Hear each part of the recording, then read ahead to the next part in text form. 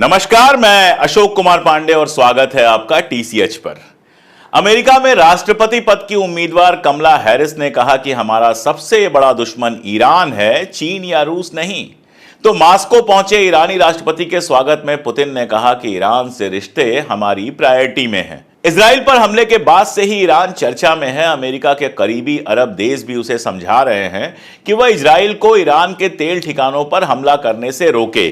ज्यादातर लोगों का मानना है कि ईरान के पास न्यूक्लियर ताकत है और अमेरिका के तमाम सैंक्शंस के बावजूद न केवल उसका तेल उत्पादन लगातार बढ़ रहा है, बल्कि रूस की तरह ही वाया भारत और तुर्की यूरोप के देशों में भी पहुंच रहा है, जहां उस पर प्रतिबंध लगा हुआ है। चीन के साथ उसके रिश्ते बहुत बेहतर हुए हैं और अब वह अमेरिका और उसके पालतू इजराइल को सीधी चुनौती दे रहा है। आज मैं आपको सुना रहा हूं एक ऐसी कहानी जो आपको चौंका देगी। अमेरिका के उस पाप की कहानी जिसे उसने लंबे समय तक छिपाने की कोशिश की। 1953 में 1953 में ईरान में एक ऐसी घटना घटी जिसने न केवल ईरान बल्कि पूरे मिडिल ईस्ट और दुनिया की राजनीति को हमेशा के लिए बदल दिया। 64 साल तक 64 ईयर्स तक ये कहानी छुपाई गई, लेकिन 2017 में CIA ने आखिरकार उन दस्तावेजों को पब्लिक कर दिया, सार्वजनिक कर दिया, जिसने इस घटना के पीछे की सच्चाई को खोल कर रख दिया। अमेरिका हमेशा दावा करता रहता है कि वह लोकतंत्र का पहरुआ है, जमहूरियत पूरी दुनिया में फैलाने का उसका मिशन है, ये उसका दावा है, डेमोक्रेटिक है, डेमोक्रेसी है, और इसी आधार पे बहुत सारी कंट्रीज के ऊपर वो तमाम सारे सैंक्शन लगाता रहता है।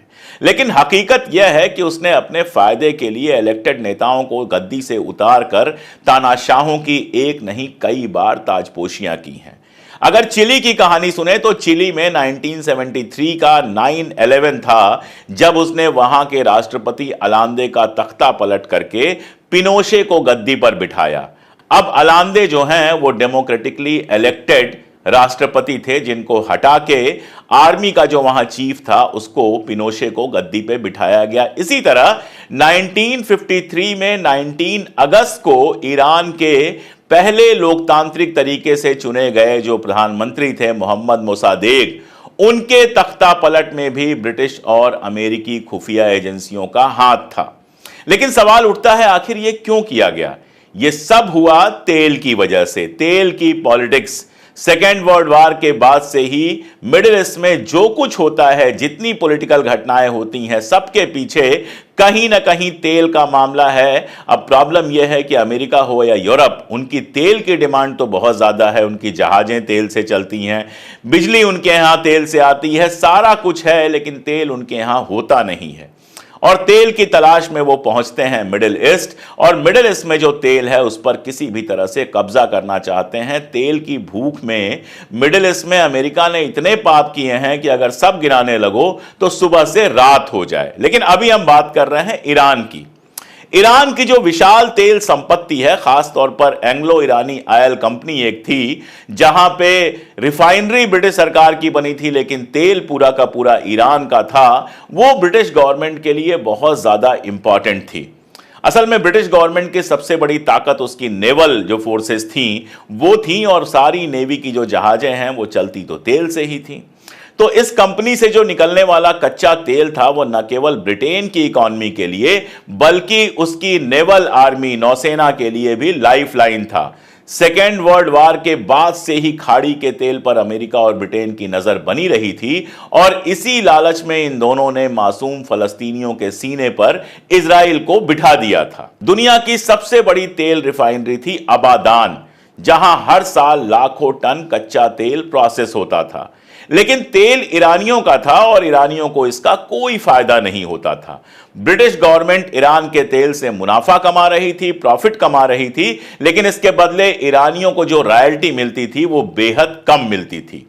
1940 का जो दशक था, 1940 का जो दशक था, उसके एंड में और 1950 के दशक की शुरुआत में ईरान में इस बात को लेकर असंतोष लगातार बढ़ता गया कि उसके तेल पर विदेशी ताकतों का कब्जा है। अब वहां शाह था उस जमाने में, और शाह जो था वो अमेरिकन ब्रिटिश पिट्ठू था, तो वो तो बड़ी खामोशी से अपनी अय्याशी का इंतजाम करते हुए जनता को लगातार गरीबी में, गुर्बत में रखे हुए सारा फायदा अमेरिका और इंग्लैंड को उठाने दे रहा था, लेकिन वहां की जनता नाराज हो रही थी। 1951 में मोहम्मद मोसादेक जो है वो प्रधानमंत्री बने। प्रधानमंत्री बनने के बाद अपने पहले भाषण में उन्होंने कहा, हमारी विदेशी देशों के साथ लंबी बातचीत हो रही है, लेकिन अब तक कोई परिणाम नहीं मिला है। तेल की आमदनी से हम अपना पूरा बजट पूरा कर सकते हैं, अपनी जनता में गरीबी, बीमारी, पिछड़ेपन से लड़ सकते हैं। एक और जरूरी बात यह है कि ब्रिटिश कंपनी की ताकत को खत्म करके हम करप्शन को भी खत्म करेंगे, जिससे हमारे देश के इंटरनल इश्यूज को प्रभावित किया गया है। जैसे ही ब्रिटिश सरपरस्ती खत्म होगी, ईरान अपनी इकोनॉमिक और पॉलिटिकल आजादी हासिल कर लेगा। पहले कोशिश किया मोसादिक ने बातचीत करने का कि AIOC जो एंग्लो ईरानियन ऑयल कंपनी थी, जिसको अब ब्रिटिश पेट्रोलियम जाना जाता है, BP कहा जाता है, उसके दस्तावेजों की जांच की जाए ताकि यह पता लगे कि जितनी रॉयल्टी तय हुई थी उतनी मिल रही है या नहीं। लेकिन AIOC तो लूट में लगा हुआ था, उसने ईरानी सरकार के साथ सहयोग करने से बिल्कुल इंकार कर दिया। तो जो वहां की मजलिस थी, जो वहां की पार्लियामेंट थी, उसने ईरान की जो तेल का पूरा मामला था, तेल का उद्योग था, उसको प्राइवेटाइज से गवर्नमेंट का करने का, यानी उसका पूरी तरह से नेशनलाइजेशन करने का फैसला लिया। और जो ब्रिटिश ऑयल कंपनी थी उसको नेशनलाइज करके जो उसके रिप्रेजेंटेटिव्स थे उनको ईरान से बाहर निकाल दी और यह घोषणा की कि अब ईरान का तेल सिर्फ ईरान का होगा। यही नहीं, बेरोजगारों के लिए भत्ता शुरू किया। कंपनी के मालिकों से कहा कि तुम्हारे यहां बीमार और घायल जो मजदूर हैं उनका इलाज कराओ, उनको फंड दो। बेगारी का जो सिस्टम वहां चलता था उसको पूरी तरह से खत्म कर दिया। किसानों की इनकम बढ़े इसके लिए इंतजाम किया और ईरान में एक तरह से नई सुबह हुई, एक नई तरह की मॉडर्निटी आई, और जिससे अमेरिकी और ब्रिटिश लुटेरों को दिक्कत होनी लाजिम थी। इसके पहले तक तो वो वहां के शाह को अपने कब्जे में रखकर खुली लूट मचा रहे थे। इस लूट को जारी रखने के लिए बहुत जरूरी था कि मोसादेक को गद्दी से हटाया जाता, क्योंकि मोसादेक के रहते ये लूट एकदम पॉसिबल नहीं था। तो उन्होंने वही किया जो उनको आता है, साजिशें शुरू की। सबसे पहले तो उन्होंने ईरान के ऊपर सैंक्शन लगा दिया और अबादान रिफाइनरी को ठप कर दिया। लेकिन जनता अब भी अपने प्रधानमंत्री के साथ थी, मोसादेक के साथ थी। तेल ईरान का था तो उसका फायदा ईरान को ही मिलना चाहिए था। कोशिश यह शुरू हुई कि अपनी रिफाइनरी बनाया जाए और तेल को दुनिया भर में पहुंचाया जाए। इधर ब्रिटेन और अमेरिका ने पहले कोशिश की कि ईरान के नेताओं को खरीद लें, लेकिन खास कामयाबी नहीं मिली। इंग्लैंड और अमेरिका के पास जो इकलौता बंदा था वो उनका जी हजूर शाह था। उसे फिर से गद्दी पर बिठाने के खेल शुरू हुए और यहीं से शुरू होता है ऑपरेशन अजाक्स, अमेरिका और ब्रिटेन की साझा साजिश। इसके सारे पेपर बाहर निकल आए हैं और इनको पढ़ने के बाद समझ में आता है कि डेमोक्रेसी का दावा करने वाले ये मुल्क कितने ज्यादा गिरे हुए हैं और अपने फायदे के लिए क्या क्या कर सकते हैं। इस तख्ता पलट को पूरी तरह से अंजाम देने की जिम्मेदारी दी गई CIA को। अमेरिका का राष्ट्रपति था आइजनहावर और ब्रिटेन का प्रधानमंत्री था विंस्टन चर्चिल। उन दोनों के बीच बातचीत हुई और उसके बाद यह योजना बनी। CIA का एजेंट था केर्मिट रूजवेल्ट, जो अमेरिका के एक्स प्रेसिडेंट थियोडोर रूजवेल्ट का पोता था। उसको इसका लीडर बनाया गया। 4 अप्रैल 1953 को CIA को इस ऑपरेशन के लिए $1 मिलियन का बजट दिया गया। $10 लाख का बजट दिया गया कि कैसे भी इसका इस्तेमाल करो और मोसादेक को गद्दी से हटाओ।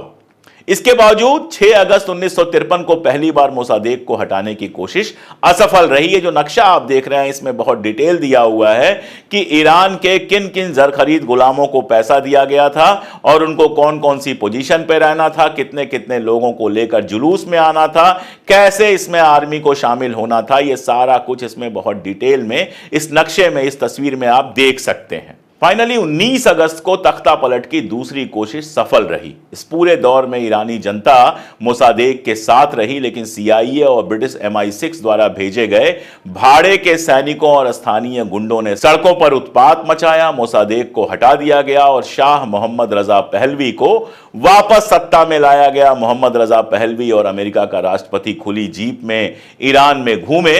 अमेरिका और इंग्लैंड एक चुनी हुई सरकार को हटाकर अपना प्यादा बिठाने में कामयाब हुए। शाह की सत्ता में वापसी ने ईरान को फिर से एक तानाशाही शासन में बदल दिया। पहले डेमोक्रेसी थी, खुलापन था, वो सब खत्म हुआ और पूरी तरह से तानाशाही आ गई।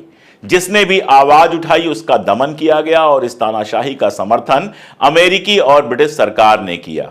दोनों मुल्कों की सेनाएं ईरान के अंदर थी कि कोई भी अगर आवाज उठाए तो उसकी आवाज दबा दी जाए। तेल की जो बिक्री थी उसका एक छोटा सा हिस्सा ईरान को देकर बड़े हिस्से की लूट शुरू हो गई।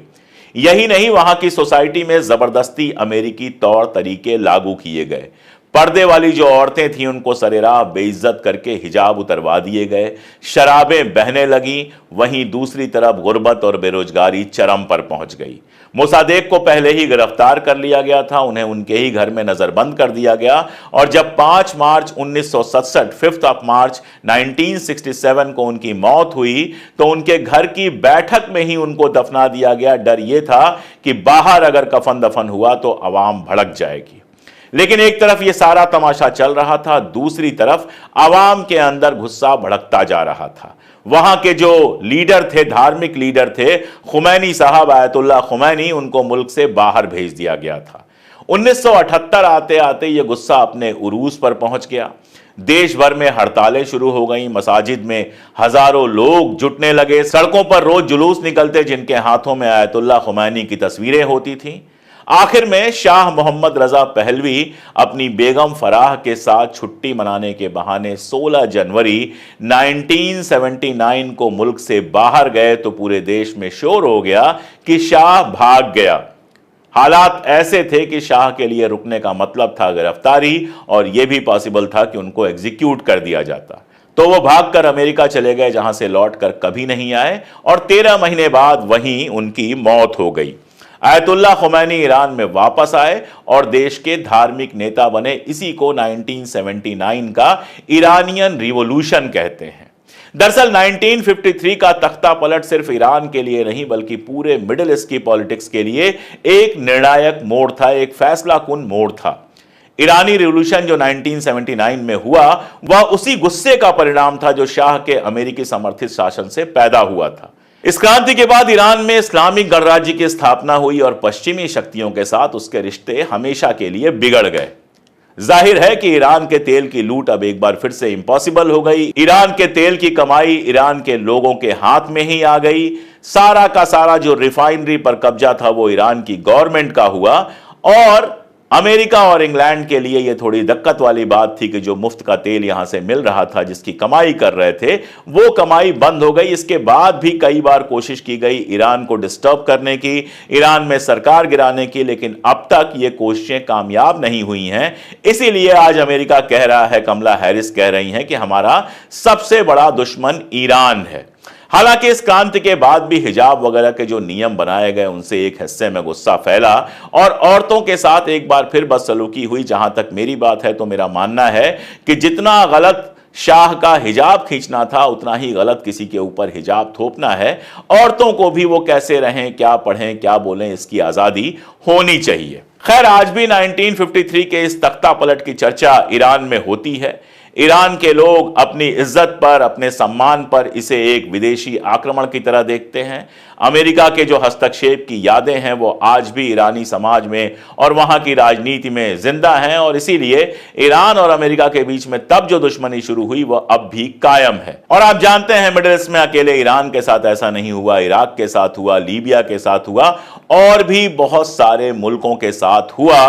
पूरी दुनिया में डेमोक्रेसी की बात करने वाला अमेरिका मिडिल ईस्ट में सिर्फ और सिर्फ ऐसी सरकारें चाहता है जहां वो अपनी वाली चला सके। इराक में आप जानते हैं सद्दाम हुसैन को हटाने के बाद वहां के तेल और वहां के गेहूं पर पूरा अधिकार अमेरिका का है। और अभी जब इजराइल और ईरान की लड़ाई की चर्चा चल रही है तो इराक की जो मिलिशिया है उसने बहुत साफ दावा किया है कि अगर अमेरिका इजराइल के साथ खड़ा होगा और इजराइल ईरान के ऊपर हमला करेगा तो जो इराक के अंदर अमेरिकी बेसेज हैं उनके ऊपर हम सीधा हमला करेंगे। तो पूरे मिडिल ईस्ट को जंग की आग में अगर किसी ने झोंका है, उनके बीच में लड़ाइयां करवाई हैं, सरकारें गिरवाई हैं, तो वो अमेरिका रहा है। आज भी जो कुछ हो रहा है वो अमेरिका की वजह से ही हो रहा है। इजराइल एक तरह से अमेरिका की चौकी है मिडिल ईस्ट के बीच में, जहां से उसकी सेनाएं, जहां से उसका इंटेलिजेंस सारे मिडिल ईस्ट पे नजर रखते हैं। इसीलिए इजराइल कितने भी पाप कर ले, अमेरिका हमेशा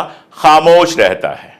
तो ये थी 1953 के तख्ता पलट की कहानी, जिसका मैंने बताया कि सिर्फ ईरान नहीं बल्कि पूरे मिडिल ईस्ट और वेस्ट की पॉलिटिक्स पर गहरा असर है, जो इस बात का सबूत है कि अमेरिका बात भले कितनी भी डेमोक्रेसी की कर ले, लेकिन असल में उसने तानाशाहों को हमेशा आगे बढ़ाया है। मुझे लगा कि जिस तरह से ये बहस चल रही है इजराइल और बाकी सारी चीज़ों पर, तो मैं अपडेट करता ही रहता हूं। ये ज़रा सी जो हिस्ट्री है ये भी आपको बताऊं ताकि आप समझ सकें कि ये जो पूरी लड़ाई चल रही है, ईरान जो पूरा अमेरिका का दुश्मन बना हुआ है, इसकी जड़ में असल में क्या है। आज के लिए इतना ही, बहुत शुक्रिया।